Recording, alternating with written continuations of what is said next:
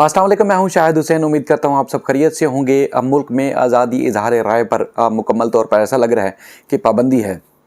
सबसे पहले इमरान रियाज साहब को जो है अगवा किया जाता है। उसके बाद अब तक उनका सुराग नहीं लगाया जा सका। समी इब्राहिम की सूरत हाल आपके सामने है। इसके अलावा और भी जो कोई भी हक़ की बात करता है तो उनको ना तो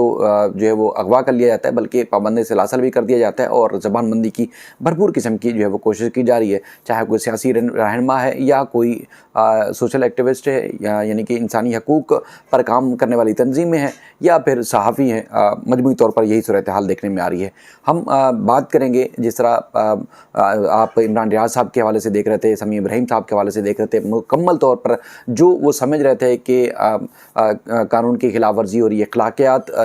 की धज्जियाँ उड़ाई जा रही हैं। इसके अलावा और भी बेशुमार चीज़ें जब हो रही थी तो मुसलसल वो आगाह कर रहे थे, अपडेट कर रहे थे। उसका मतलब ये तो नहीं होता कि उसको जो है वो उठा के गायब कर दिया जाए या उनके खिलाफ जो है इस तरह की कार्रवाइयों का आगाज़ कर दिया जाए। जिब्रान नासिर साहब, अब जिब्रान नासिर को पाकिस्तान का बच्चा बच्चा जानता है, बल्कि दुनिया भर में जहाँ जहाँ उनकी एक्सेस है पूरा उनको माशरा जानता है कि जिब्रान नासिर वो ऐसी शख्सियत हैं कि जहाँ जिस तरह भी इंसानी हकूक़ के खिलाफ, चाहे वो किसी भी फ़िरके से ताल्लुक़ रखता हो, ज़ात पात से ताल्लुक़ रखता हो, कौमियत से ताल्लुक़ रखता हो। कल जब हमने मुज़ाहरा देखा तो वहाँ पर भी इसी तरह लोग जमा हुए कि जिसमें वो मुसलसल ये बात कर रहे थे कि जिब्रान नासिर ने कभी भी ये जो है वो ज़ाहिर नहीं होने दिया कि वो किसी एक कम्युनिटी के लिए जो है वो खड़े होते हैं, आवाज़ बुलंद करते हैं, दूसरे के लिए वो नहीं करते।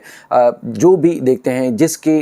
खिलाफ भी अगर कोई देखते हैं कि नाइंसाफ़ी हो रही है, इंसानी हकूक़ की धज्जियाँ उड़ाई जा रही हैं, तो वो खड़े होते हैं और न सिर्फ आवाज़ बुलंद करते हैं, बल्कि जो है वो उनको फ़िज़िकली भी कहीं अगर किसी कानूनी तौर पर किसी की मदद की ज़रूरत पड़ती है तो वो पेश होते हैं। और पिछले 1 डेढ़ साल से हम तो मुसलसल उनको देख रहे हैं कि बिला तफरीक न सिर्फ लोगों की मदद करते हैं, बल्कि जो है वो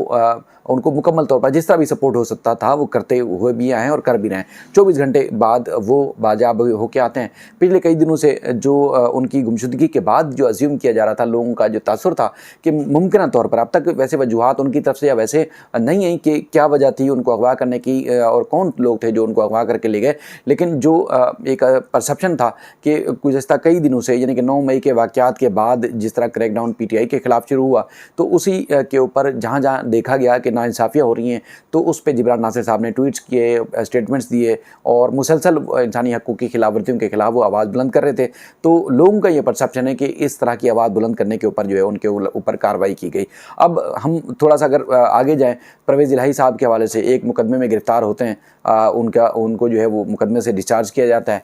तो उसके बाद फिर दूसरे मुकदमे में उनको गिरफ़्तार कर लिया जाता है और उसके बाद दूसरे मुकदमे से उनको जो है वो गिरफ़्तारी उनकी जो बरी होते हैं तो फिर उनको तीसरे मुकदमे में गिरफ़्तार किया जाता है। अब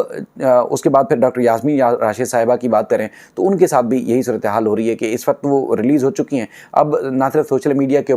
ऊपर और जिस तरह का परसेप्शन है कि ना जाने पता नहीं कौन से ऐसे मजिस्ट्रेट से लेकर चीफ जस्टिस तक PTI ने या कुछ इस तरह के लोगों ने अपने जजेस बिठाए हुए जो उनको रिलीफ फराहम कर रहे हैं या उनको मनपसंद फैसले दे रहे हैं। लेकिन बुनियादी तौर पर जो अदालत अपने हुक्मनामे में लिखती है, टेक्निकल चीज़ है, तो आप सब के लिए, हम सब के लिए समझना बहुत ज़्यादा ज़रूरी है। अदालत ने, इमरान खान ने भी इस पे बाकायदा तौर पर इजहार किया है, उसमें उन्होंने जो वजूहात हैं वो सामने रखी हैं, लेकिन वहाँ पर जो मौजूद सहाफ़ी थे उन सहाफ़ियों से हमने मालूमात ली कि बुनियादी तौर पर क्या वजह है कि प्रोसिक्यूशन की नाअहली थी, तफ्तीशी अफसरान की नाअहली थी, जज ने खुद जो है वो फेवर दिया, भोंडा मुकदमा था या मुकदमा था, लेकिन उसके बाद मजबूत ठोस शवाहिद होने के बावजूद, जिस तरह आजकल आपको पता है कि पूरा पंजाब सहाफ़ी चला रहे हैं, उसके बाद वफाक में भी सहाफ़ियों का इन्फ्लुएंस है और जिस तरह की वो लाइन टो करते हैं तो इदारे लगता है, बज़ाहिर लगता है कि इदारे उसी तरफ चल पड़ते हैं। तो पंजाब को भी तो सहाफ़ी चला रहे हैं, आमिर मीर साहब और मोहसिन नकवी साहब, तो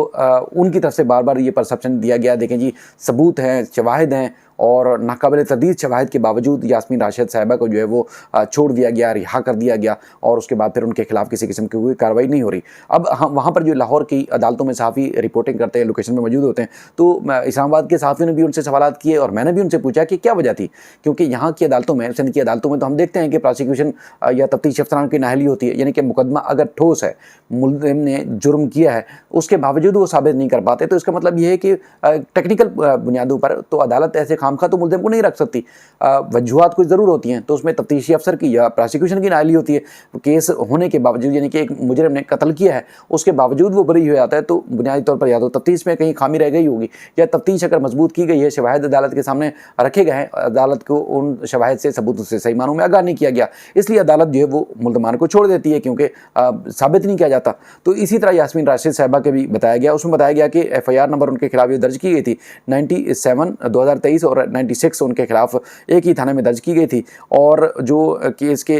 जो SIU थे वो उनके पास ये ज़ेर तफ्तीश थी, और उसने इसे गिरफ्तार ही नहीं किया, यानी कि दूसरी FIR में उनके खिलाफ कोई मवाद या मुकदमा नहीं था, लिहाजा कानून के मुताबिक इसमें तमाम केसेस में तफ्तीश की जाए, यानी कि तफ्तीश की जानी चाहिए थी, तफ्तीश बनती थी, और तफ्तीश अफसर ने उसमें तफ्तीश नहीं की। आगे चलकर अदालत अपने हुक्मनामे में, जो चूँकि उसका मतन है, मैं आपको बता रहा हूँ, अदालत कहती है कि इसी वक्त उनके खिलाफ जो है एक ही दूसरा मुकदमा भी दर्ज किया जाता है, यानी कि एक ही जुर्म के ज़्यादा मुकदमे दर्ज किए गए, और IO को, यानी कि तफ्तीशी अफसर को इससे पूछ-गुछ की जो इजाज़त मिली, यानी कि अदालत ने उसको इजाज़त दी थी कि FIR 96 में जो है वो 3 से 4 बार उसको समन भी मिले, लेकिन तफ्तीशी अफसर ना तो उस केस में तफ्तीशी अफसर ना तो उस केस में तफ्तीश की, और ना ही जो है वो उसने अदालत में पेश किया। और चूँकि वो खातून है, बूढ़ी औरत हैं, इसकी सेहत के मसाइल भी हैं, और पुलिस के इस हवाले से हिरासत में उसकी ज़िंदगी को भी ख़तरा डाल सकती है, ज़िंदगी भी ख़तरे में पड़ सकती है। तो लिहाजा इनकी पूरी ज़िंदगी में एक ही जो है वो इनका किरदार जो है बिल्कुल साफ़ सुथरा है, किसी किस्म का उनके करियर के ऊपर कोई मुकदमात नहीं है। यानी कि हमेशा आपने देखा कि यास्मीन राशिद को गाड़ियों पर डंडे बरसाए गए, और उन्होंने जिस तरह एहतजाज किया, जो भी चीज़ें थी, अदालत कहती है कि उनका करियर भी मुकम्मल तौर पर साफ़ है। तो इसी लिहाज से उनको जो है वो अदालत पुलिस की गफलत, लापरवाही और नाअहली जिस तरह आपने देखी, उसी तनाजुर में अदालत ने कहा कि अब इनको मज़ीद जेल में रख के या पुलिस के रिमांड में रखने के बाद अब क्या साबित करना चाहते हैं। इसी तनाजुर में हमने देखा फिर इमरान खान साहब का भी ट्वीट आता है। उन्होंने अदालत का जो वो हुक्मनामा था उसको उन्होंने जो है वो ट्वीट किया है, और उसमें कहा कि आप देखें, ये यास्मीन राशिद साहिबा कोर कमांडर की रिहाइशगाह में जलाओ घिराव के मामले पर बिल्कुल बेगुनाह करार दी जा चुकी हैं। इसका जो है वो साफ मतलब है कि मरकज़ी पंजाब की सदर के तौर पर डॉक्टर यास्मीन राशिद और पाकिस्तान तहरीक इंसाफ बतौर जमात इस जलाओ घिराव और में जो है वो कतन इनका कोई ताल्लुक़ नहीं था। तहरीक इंसाफ के खिलाफ सारा क्रैकडाउन इसी जवाज़ की आड़ में है कि जो है उन्होंने जिना हाउस में जो है उन्होंने हमला किया, और यहाँ पर पुरतशद्दुद जो है वो मनसूबाबंदी की। लेकिन उनका ये कहना है कि जो बयानिया था, उस बयानिए की धज्जियाँ उड़ चुकी हैं, अब वो किसी किस्म का रहा नहीं, क्योंकि सदर को जो है वो अदालत ने रिहा कर दिया। इसी तरह जब परवेज़ इलाही साहब के बारे में भी कहा जाता है, आज खासतौर पर एक MQM के हमारे सीनियर दोस्त हैं, MNA भी रहे, उन्होंने भी बाकायदा तौर पर उस खबर को जो है वो ट्वीट करते हुए कहा कि जब तक ये प्रेस कॉन्फ्रेंस नहीं करेंगे परवेज़ इलाही साहब, तब तक एक मुकदमे से फिर दूसरे मुकदमे में जो है वो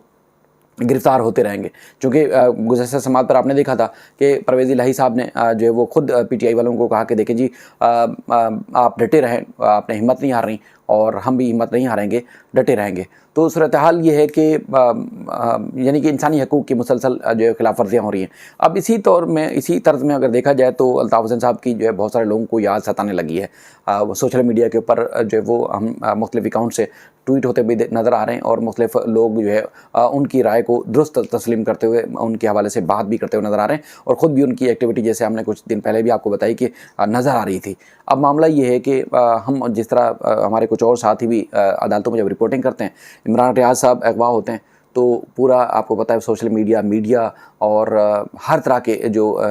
इसमें शामिल लोग हैं वो एहतजाज कर रहे हैं, और आज तक उस इशू को दबने नहीं दे रहे, यानी कि लोगों को भूलने नहीं दे रहे। समी इब्राहिम साहब की सूरत हाल आपने देखी, जिब्रान नासिर के तो एहतजाज में भी हम खुद भी शरीक रहे, और सोशल मीडिया पे भी जिस तरह आवाज़ बुलंद कर सकते थे उस तरह की, और ख़ासतौर पर हमने देखा सिविल सोसाइटी ने भी भरपूर किस्म का एहतजाज किया। लेकिन अदालतों में, सिंध की अदालतों में हमने पिछले कुछ दिन से हमने कोशिश की कि चूँकि TV चैनल पर जब हम देखते हैं, ख़बरें देते हैं, तो चलती हैं, ऐसा नहीं कि लापता अफराद की मामले में कोई ख़बरें जो वो नशर नहीं होती, ख़बरें चलती हैं, लेकिन जो लापता अफराद के अहले खाना है उनका ये अक्सर शिकवा होता है कि देखें जी, ख़बरों को उस तरह पजीराई नहीं मिल रही, या उस तरह उनकी दादरसी नहीं हो पा रही।